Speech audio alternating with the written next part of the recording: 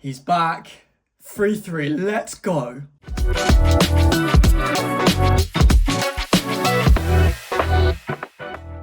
Hello everyone, my name's Ollie and welcome back to another episode of the Fourth and SKOL YouTube channel. This one's going to be a good one. Jordan Addison is back for the Minnesota Vikings. He has served his 3-game suspension and will be eligible to face the Pittsburgh Steelers in Dublin. What a historic matchup that's going to be. But let's rewind. Let's look at Jordan Addison's journey to where he is today at the Minnesota Vikings. He was born on 27th of January 2002. That makes me feel so old. He was raised in Maryland and attended Tuscarora High School. He played a number of positions from wide receiver to quarterback to defensive back before settling as a wide receiver at the University of Pittsburgh. He had a successful 2 first years at Pittsburgh before moving to the University of Southern California in 2022. Interestingly, he chose to wear the number 3 for the Trojans, which was previously retired by Carson Palmer, the 2002 Heisman Trophy winner. In that year, Caleb Williams, now the Bears quarterback, actually won the Heisman Trophy himself. The Minnesota Vikings selected Jordan Addison as the 23rd overall pick in the 2023 draft. Addison was then to link up with Justin Jefferson for them to become one of the most dynamic duos in the NFL. But unfortunately, there's always a but here, isn't there? Addison has come with his legal issues. In July 2023, he was caught speeding, and then in July 2024, he was arrested on the suspicion of driving under the influence of alcohol.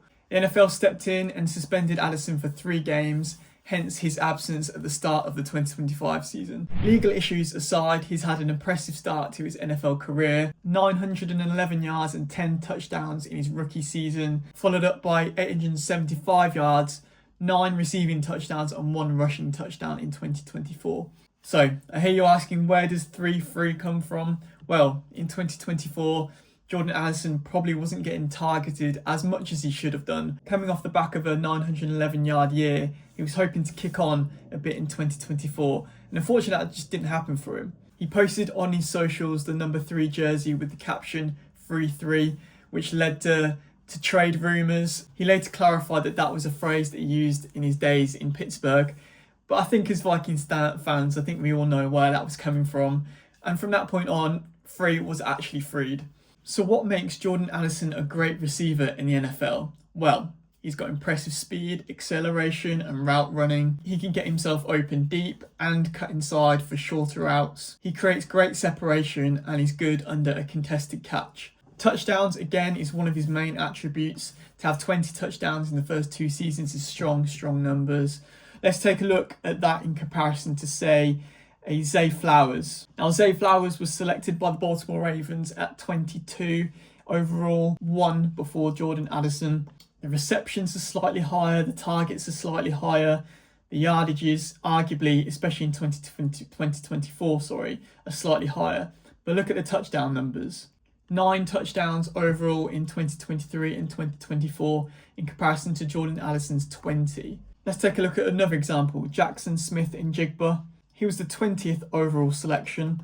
Again, and if you look at his touchdown numbers, again, 10 over 2023 and 2024. So this means not only is Jordan Addison great at route running and creating separation, but he's also pivotal in the end zone too. Super important, especially when you're on the team with great offensive weapons, Justin Jefferson, TJ Hawkinson, Aaron Jones. Jordan Addison allows this offense to open up. We all know that Justin Jefferson is going to get double and triple teamed. Addison is a dangerous receiver in his own right, and that means defenses have to open and pivot their attention to him, thus creating openings for a Jefferson and a Hawkinson. I think Addison is severely underrated in the league. Legal issues aside, he's extremely reliable on the field. And again, he turns his offense from the Justin Jefferson show to the Minnesota Vikings offense as a whole. He's a quiet guy. He's a humble guy. He doesn't really give much in these post-match interviews or pre-match interviews. He just goes about his work,